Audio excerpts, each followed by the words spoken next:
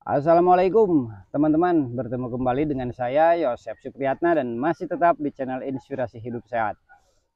Teman-teman, pada video kali ini saya akan membahas masalah tentang kesembuhan seseorang, terutama bagi kalian yang mengalami gangguan asam lambung GERD, anestesi psikosomatis.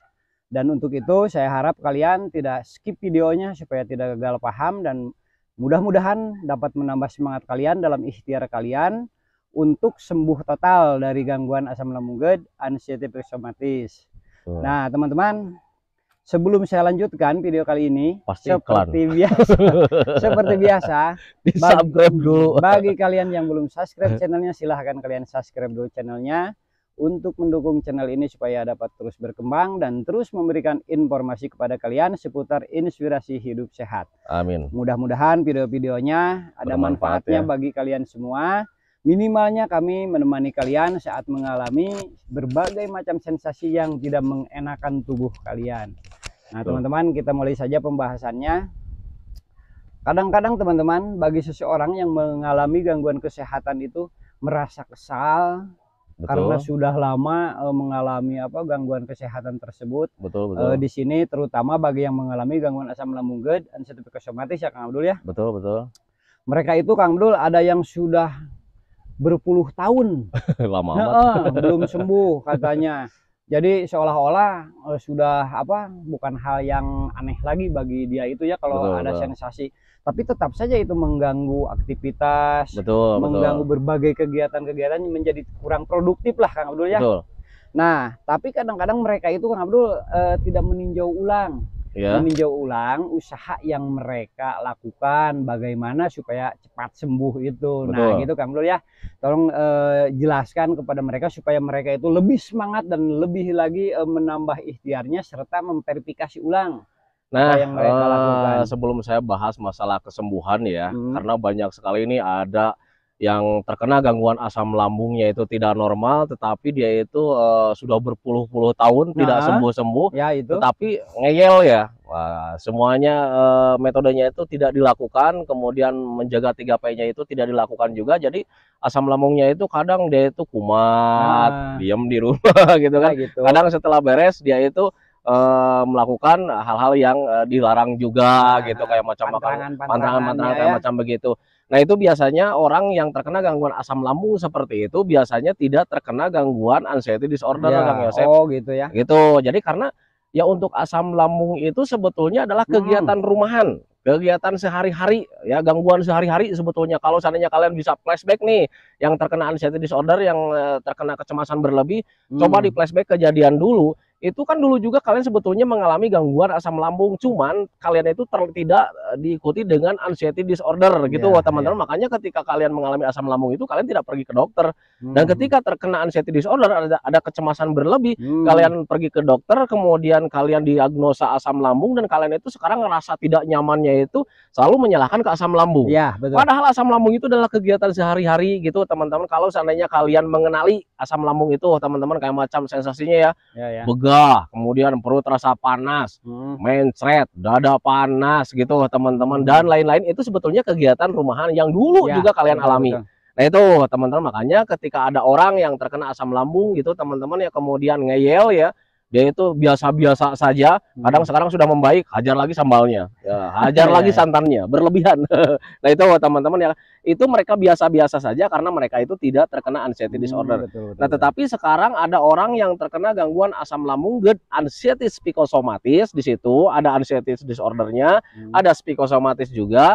Nah itu membuat perubahan di asam lambungnya. Jadi asam lambungnya itu terasa berat gitu teman-teman ya, karena ada rasa tidak nyaman, ada rasa was-was di situ, ada rasa gelisah gitu teman-teman ya. Dan kemudian ketika belum membaik, bahkan sudah 1 bulan, 2 bulan, 1 tahun, 2 tahun belum membaik gitu teman-teman ya, mental turun ya, mental menjadi turun juga. Nah berarti kalian belum konsisten menjaga 3P-nya teman-teman ya, karena untuk obat dari gangguan asam lambung, kemudian ada GERD, ada anxiety disorder, ada psikosomatis juga, itu obatnya hanya 3P, bukan obat yang kita konsumsi, bukan herbal yang kita konsumsi, tetapi pola makan dijaga, pola hidup dijaga, pola pikir dijaga gitu teman-teman, dan kemudian ketika konsisten ke arah sana, nanti kalian akan lebih cepat membaiknya gitu teman-teman ya. Kadang untuk orang-orang yang terkena gangguan asam lambung dan anxiety psikosomatis merasa jenuh Kang Yosep Ya, ya. betul. Merasa jenuh karena ya ini 3P-nya udah dijaga nih, Ya. tapi belum membaik-membaik teman-teman ya. Nah, berarti ada nilai tambah yang belum kalian lakukan gitu teman-teman. Apa itu? Kesenangan. Nah itu teman-teman ya, kesenangan. Karena jujur ya, untuk orang yang terkena gangguan asam lambung dan anxiety psikosomatis, kesenangan itu tidak ada teman-teman ya. Jadi nyaris Kang Yosep kayak macam rasa bahagia itu tidak ada. Jadi hidup itu serasa hampa gitu. Betul ya, sekali. Tidak ada ruguh. Betul. Jadi terasa hampa. Jadi jangankan untuk tertawa lepas ya.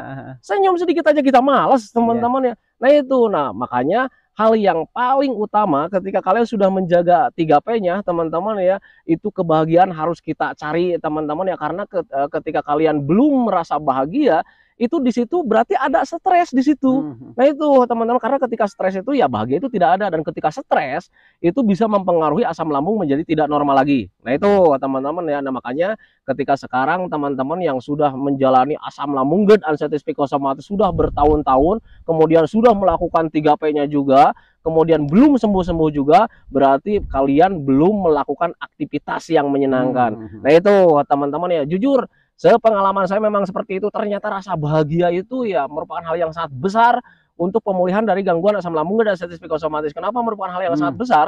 Karena ketika kita stres, pikiran mumet, pikiran ruwet gitu teman-teman ya, nah itu justru asam lambungnya menjadi tidak normal gitu teman-teman. Berbeda ketika pikiran kita normal ya, ada bahagia, ada riang gembira, perasaan nyaman gitu teman-teman ya, karena selalu melakukan aktivitas yang menyenangkan.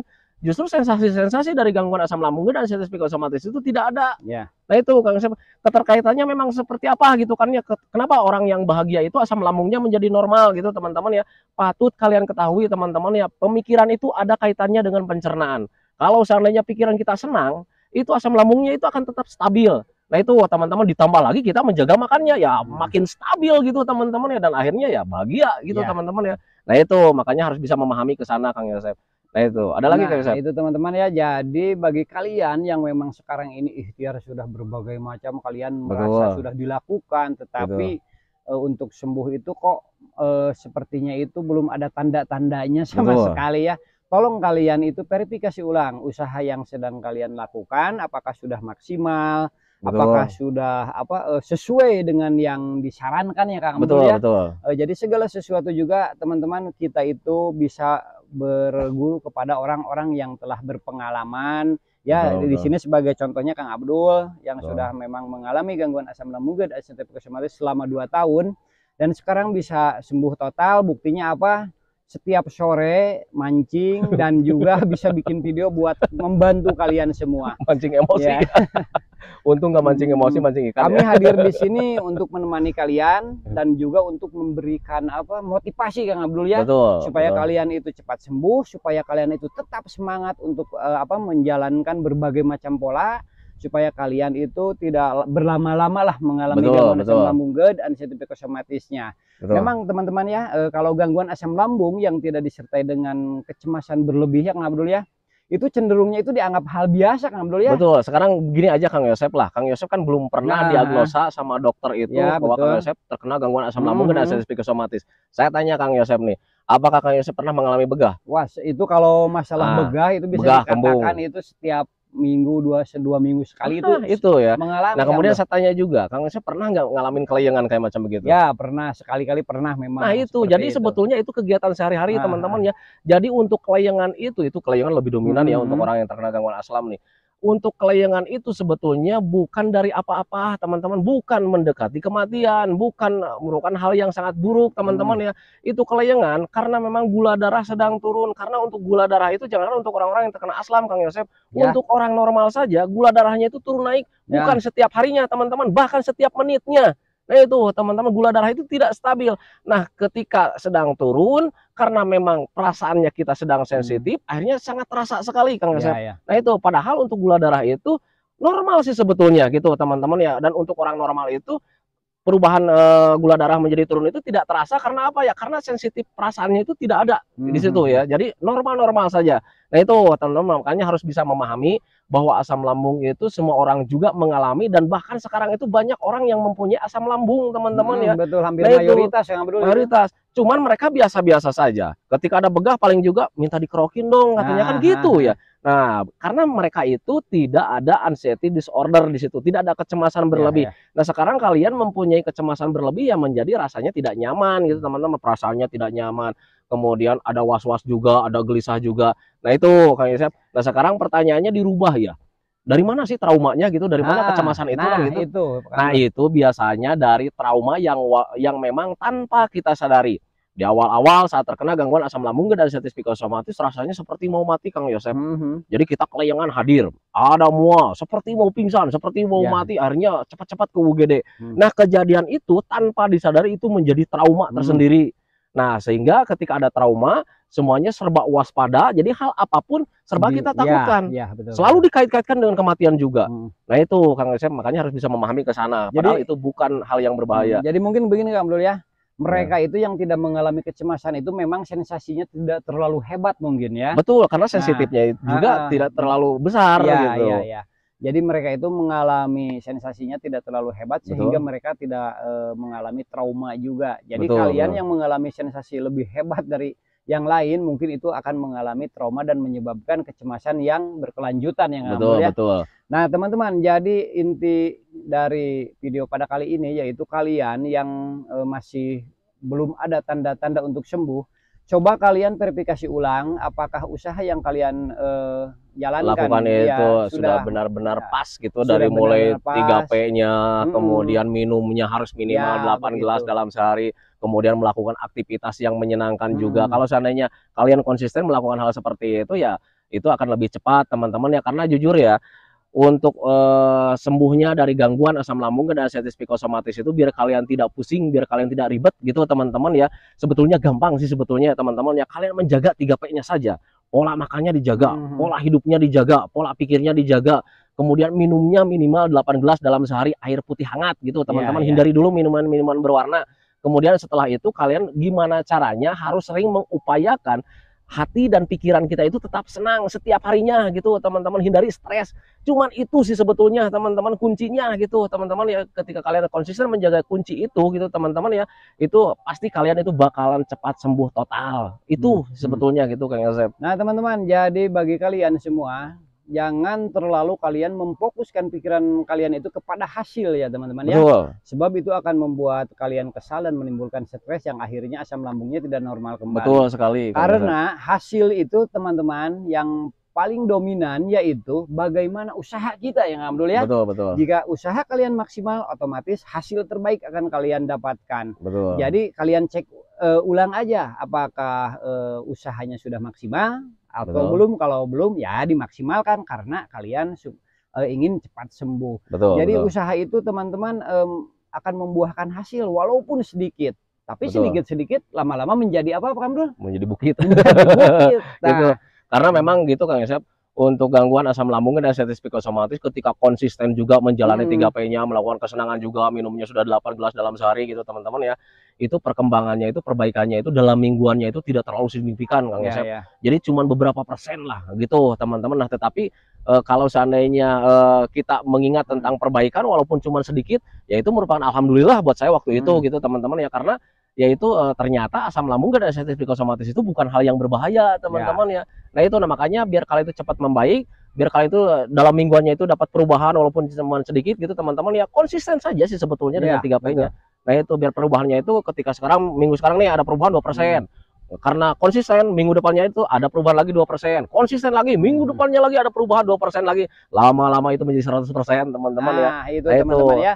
Jadi dengan kesabaran dan ikhtiar yang terus-menerus serta kita sabar melakukannya, insya Allah hasil terbaik akan kalian dapatkan. Dan mudah-mudahan kalian bisa menikmati hari-hari yang gembira, senang dan riangnya seperti dulu lagi ya teman-teman ya. Karena kesempatan ini tidak berulang berkali-kali, kehidupan itu hanya satu kali. Jadi kita harus berusaha untuk menikmatinya. Nah, bagaimana supaya kita bisa menikmatinya dengan maksimal? Yaitu dengan tubuh yang sehat dan kuat kan dulu ya. Jadi kalian ada sebagian ya yang seperti sudah pasrah, itu percuma saja karena pasrah tidak akan menyebabkan kita menjadi sembuh, Kang. Begini Kang Yosep, untuk asam lambung dan sensitif psikosomatis, kalaupun misalkan pasrah kita mah nggak akan menjalani 3P-nya, apakah bisa sembuh? Bisa Kang Yosep, karena untuk asam lambung itu tidak diapa-apain juga kalian bisa sembuh. Cuman pertanyaannya sekarang gini, kalau seandainya tidak diapa-apain, untuk kesembuhannya itu akan begitu lama. Ya, nah itu teman-teman, menghabiskan waktu yang panjang ya. Sementara untuk asam lambung itu rasanya tidak nikmat. Ya. Nah itu teman-teman ya. Nah makanya biar lebih cepat, biar lebih maksimal, biar lebih mendekati kesembuhan, ya kalian harus konsisten. Nah itu teman-teman ya, dengan metodenya. Nah itu Kang ya, saran dari kami, semoga kalian bisa menjalankan berbagai metode yang kami sarankan dengan maksimal, dan mudah-mudahan kalian cepat sembuh. Dan saya sarankan juga kepada kalian yang sudah sembuh total, jangan terlena, jangan dengan kesembuhannya, tetap kalian jaga apa yang menjadi metodenya. Semoga kalian tetap sehat walafiat sepanjang masa. Amin ya Rabbal Nah teman-teman, sekian dulu video pada kali ini. Mudah-mudahan ada manfaat yang dapat diambil oleh kalian semua. Mudah-mudahan dapat membantu apa yang sedang kalian alami dan sedang kalian atasi. Amin. Akhir kata, assalamualaikum warahmatullahi wabarakatuh.